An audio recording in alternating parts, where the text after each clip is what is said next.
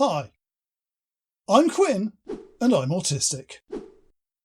Welcome to Autismatic.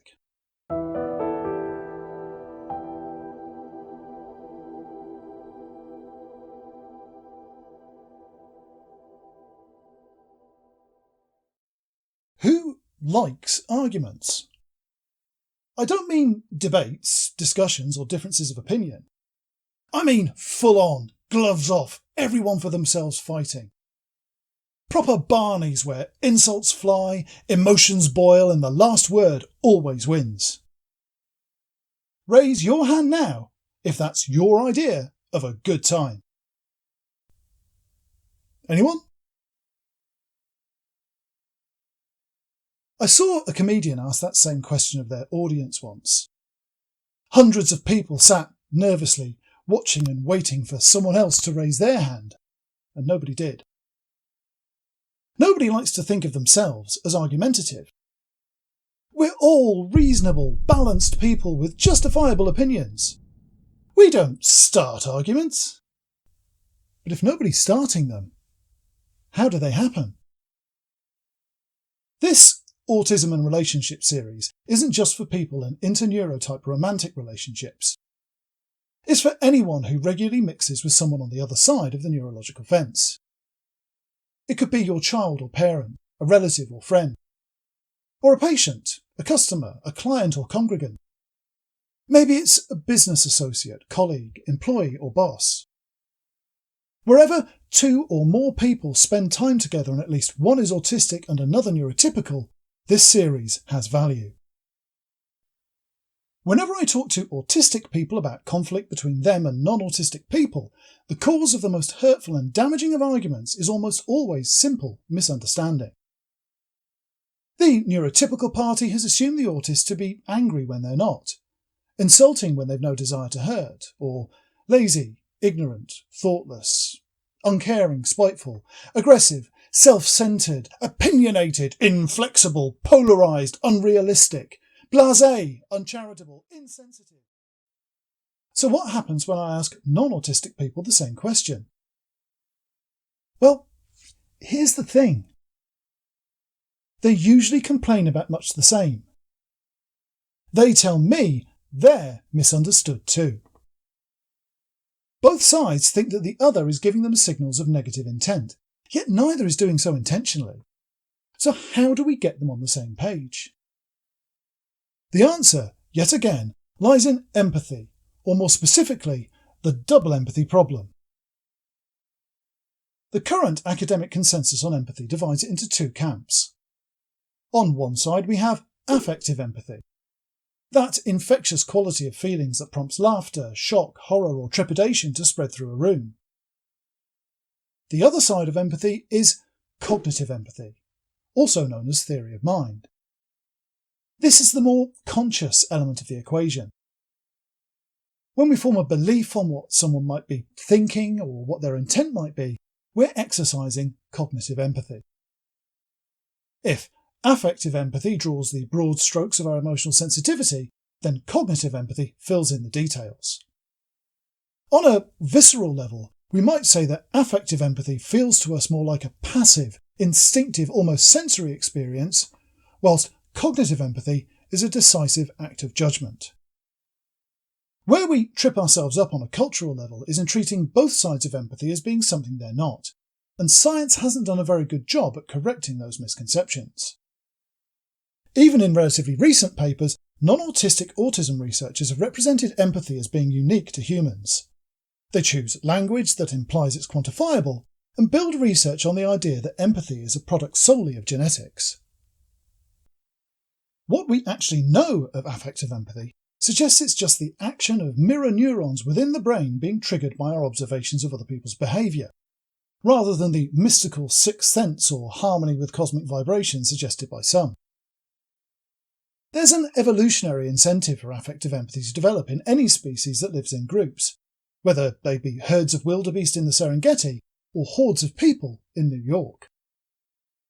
Picking up on the fear of neighbours buys us valuable seconds to escape from the predator they spotted before we did, even if they don't survive.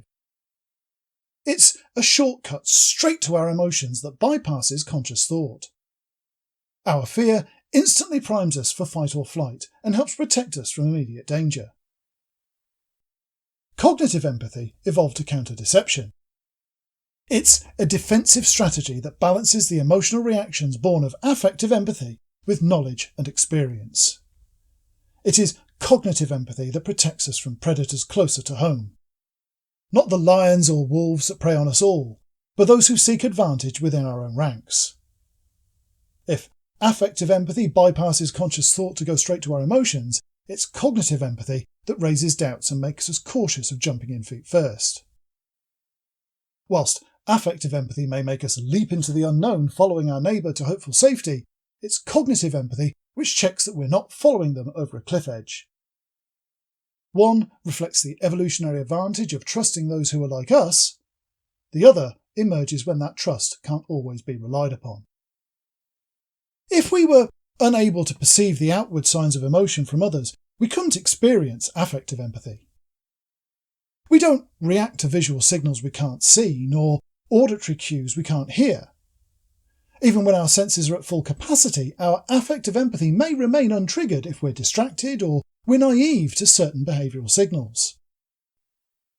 Immediately, we see a potential difference between autistic and non-autistic empathy, because we already know that most autistic people sense the world differently. Autistic senses are often more or less receptive than average to specific sensory information. Straight away, this highlights how our affective empathy might function differently. If I see a signal you don't, then my emotional triggers may be activated whilst you are still oblivious, or vice versa. You may be stimulated to fear or excitement, whilst I'm none the wiser because the sensory information reaching my brain doesn't include the snippet of sensory data that set you off. For this reason, autistic people might be seen as being both over-emotional and emotionally distant at the same time. We might be told to calm down when we pick up on information others miss, but appear emotionally insensitive when we're the ones in the dark. Cognitive empathy, on the other hand, is an acquired skill, a product of our path through life and our circumstances at the time. We're not born with cognitive empathy. We're born with the capacity to learn it. We can expand it well beyond the boundaries of what we already know by conscious choice, which opens up the potential for it to help us improve the way we communicate across neurotypes. The system of evaluation and judgment we've grown to think of as cognitive empathy is nothing more than our inner voice of experience laying the possibilities of a given situation before us and helping us make a more informed choice than the involuntary gut reactions of affective empathy might lead us to. We don't all learn the same lessons in life, though.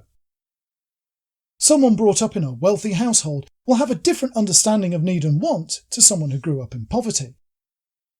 A child who was encouraged and supported to follow their dreams is likely to be far more confident than one who was neglected or abused. And an autistic child who grew up not knowing why other people don't sense the world they do or feel the same feelings will grow up with a different set of memories, references and preconceptions to a neurotypical child. Whilst everybody is unique, most neurotypical children develop a sense of confidence about their place in the world that most autistic kids don't recognise. As the NT child matures and learns more about the world around them, their predictions and assumptions about the thoughts and motivations of others will become increasingly more accurate, building confidence in their understanding of human nature. They don't actually know what's going on in other people's minds, but they are sufficiently alike that their predictions will be satisfyingly accurate.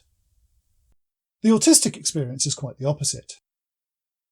Our success rate is much lower because we're not processing information like most of the people around us. Our emotions may be out of tune with others, so our predictions of their feelings will not hit the mark as often. We may perceive things others don't, giving us more data to work with, or we may miss out on important information. Our cognitive empathy is built on different foundations, so our impressions of people and their thoughts will follow a different path. Rather than our confidence in our people smarts building ever stronger, ours is held in check by a lifetime of getting it wrong. We started out as a blank canvas like any other newborn, but our journey towards adulthood involves challenges, doubts and missteps that rarely arise for our non-autistic peers. Whilst some experts have told us for years that autistic people have deficits in empathy, the truth is our empathy is fully functional, but takes a different form to that of neurotypical empathy. The very idea of an empathy deficit implies that we can quantify it, that there is a sliding scale from dark to light, from zero empathy right up to super empathy. It's an oversimplified view that bears little relation to what we see in reality. Our empathy, both affective and cognitive, is a rainbow of colours and shades, with every colour blending into the next to build a unique spectrum as distinct as our personalities themselves. It starts in the genes that determine the framework of our senses and our thought processes, but it's added to and amended on a second-by-second basis by everything we experience, every decision we make, and every interaction we have with the world. It is the sum of our highs and lows in life, our triumphs, our failures, and our might-have-beens. And the less of those we share with someone, the less accurate our empathy with that person will be. This is why the double empathy problem exists, and why there is so often conflict between autistic and non-autistic people. Neurotypical people are used to being right in their assumptions about other people. Maybe not all the time, but enough that they have justifiable confidence in their beliefs. When they encounter an autistic person, their predictions start to fail, and that's an uncomfortable feeling. Take away the predictability, and suddenly life gets more complicated. An autist, on the other hand, will be very familiar with that feeling of doubt, and may well have spent a lifetime wrestling with trust issues following repeated betrayals and misreadings. We lack the confidence of being part of a majority, and may adopt a more defensive, cautious or logically justifiable stance as a consequence. If an autist and a non-autist both pass an opinion on the feelings or thoughts of another, they may give very different answers. But even if they do come to the same conclusion, the route they took to get there and the information they base their judgment upon may tell a very different story. The first step towards resolving or preventing conflicts between autistic and non-autistic people is recognising that this disparity exists. There is no monolithic theory of mind that all neurotypical people share. No fundamentally right way of understanding and predicting human behaviour. It's not a fixed entity, but one which changes as we go through life from the impetuosity and naivete of youth through to the wisdom and stoicism of old age. Both sides must learn to be open-minded to their different ways of perceiving and processing the world, and move towards listening, asking for clarity and learning to trust, rather than reacting out of fear or caution. No relationship can flourish unless trust can be established, and trust is impossible when one party insists on imposing its point of view on the other. Autistic people are not lacking in empathy, insensitive to subtlety, or predisposed to antisocial behaviour. On the other hand, neurotypical people are not all abusers and deceivers with an agenda to ignore or suppress the needs of autistic people. Until we recognise that we inhabit different worlds occupying the same space, we will continue to misunderstand each other and conflicts remain unresolved. But we can move forward by simply opening our hearts and minds to the unfamiliar and embracing the new. To most neurotypical souls, the idea that there are people whose minds don't work like theirs do, or that someone else may look at the same scene and literally see something different from them, is difficult to comprehend and takes a leap of faith. For autistic and other neurodivergent people, it's an everyday reality. We cannot literally know what it's like to walk in another's shoes when we look across at other neurotypes, because we're walking such different paths. But we can make the effort to step outside of ourselves and learn from each other. We can't walk the same roads, but we can learn what that alien world looks like and feels like by listening to and respecting each other, building a picture that we can appreciate like we would a foreigner describing the landscape, traditions and culture of their homeland. Up to now, the assumption of autistic deficits in empathy has made this process entirely one-sided. It's been up to us autists to always try harder to see the neurotypical point of view. But it's time our society stepped down off that particular high horse and accepted that empathy is a complex personal quality unique to the individual. That is the lesson of the double empathy problem. And we'll be talking about it more in the next few episodes of Autism and Relationships, where we'll look into some of the specifics of some of the common misunderstandings and disagreements that stem from it. So until next time, thank you for watching. Don't forget that every time you like, subscribe, comment or share Autismatic videos, you're nudging the YouTube algorithm and helping the channel reach more people. You can do even more by pledging your support on Patreon to help me make future content, or treat yourself to exclusive designs from the Autismatic TeePublic shop. Links in the description.